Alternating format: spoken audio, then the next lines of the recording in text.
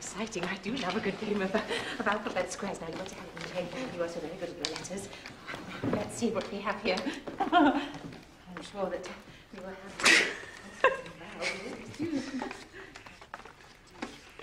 I will take care of the invitations to your little strawberry party. What invitations? Oh, I hope I can come. Well, as you can see, quite a few of the possible guests are here. Yes, but as to the rest, leave it to me. No, thank you, but I will manage myself. Married women are the best organisers. Leave it to me. No, there is but one married woman in the world who I could ever allow to invite what guests she pleased to Donwell. Mrs. Weston, I suppose. No, Mrs. Knightley. And until she is in being, I will manage matters myself. Oh, yes. I could put that round the other way, but it's still short, isn't it? What have you got, Jane? Have you any others we can add to this here? Miss Fairfax? Oh, yes,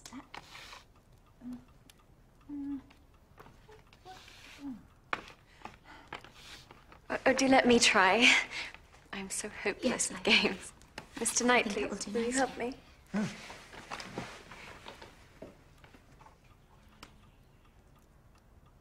Blunder. Well done, Harriet.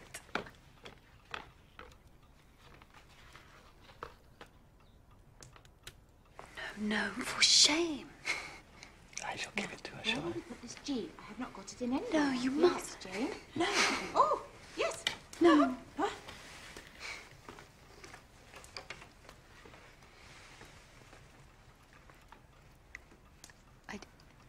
I did not know that proper words were allowed.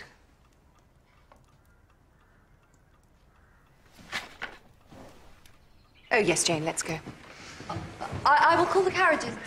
Well, I hope the invitations will arrive in time for the strawberry picnic. We are to leave at 2 minutes. Yeah.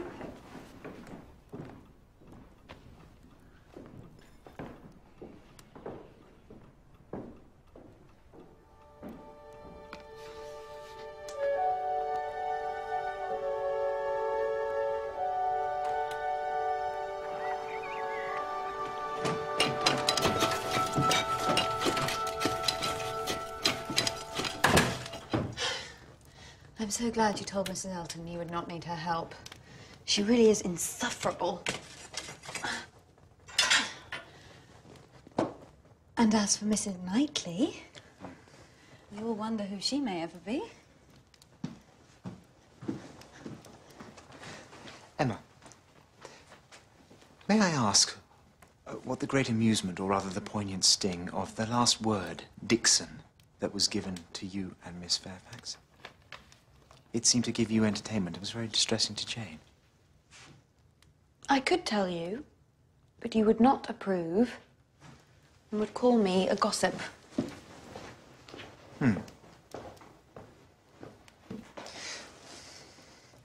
Dear Emma, do you think that you perfectly understand the degree of acquaintance between the gentleman and the lady with whom you shared this joke? Between Frank Churchill and Miss Fairfax? Of course, perfectly. It's just that lately I have imagined that I saw a certain attachment, certain secret looks. Secret looks?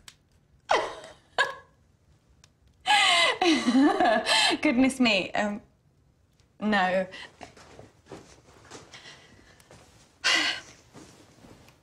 The joke was, I admit, a little indiscreet. But it was harmless. And I promise you, nothing to do with any kind of attachment between them. It is more that Miss Fairfax has an admirer, and Frank and I are trying to work out who it is. There. A childish pursuit we young people like to indulge in, I'm sure you would say.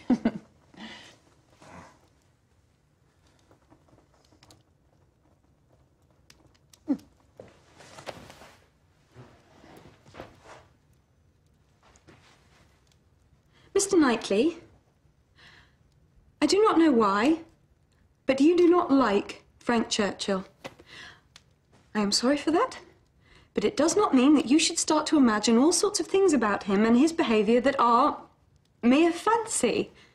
I know you are keen to protect me as an older brother would, and I know you think I should behave as I should, and I promise you, I would never do anything to truly injure Miss Fairfax ever again. But if Frank Churchill were in any way attached to Miss Fairfax, and I assure you he is not, then he would never...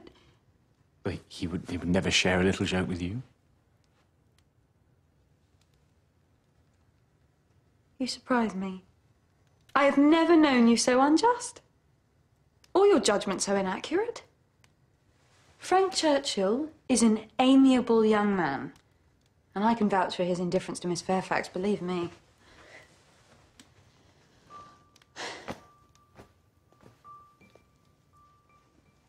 Are you staying for supper? It is almost time. Oh, no. Thank you, but I find the fire a little too warm for me tonight.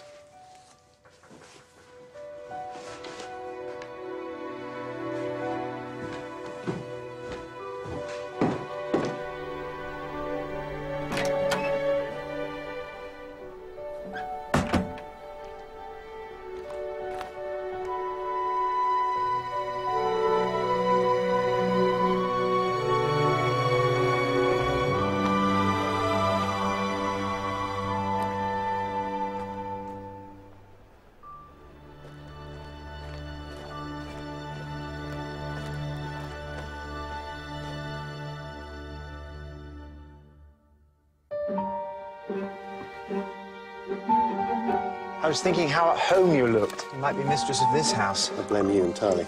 I cannot resist you from the very first day I met you. We shouldn't be talking such nonsense in front of 7 silent people. I'm going to leave this country just as soon as I can book a ticket. Frank will be free.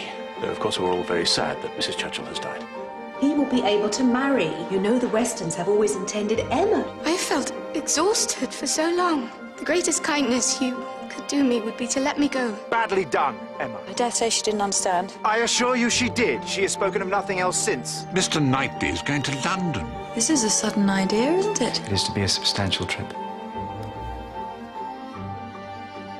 Goodbye.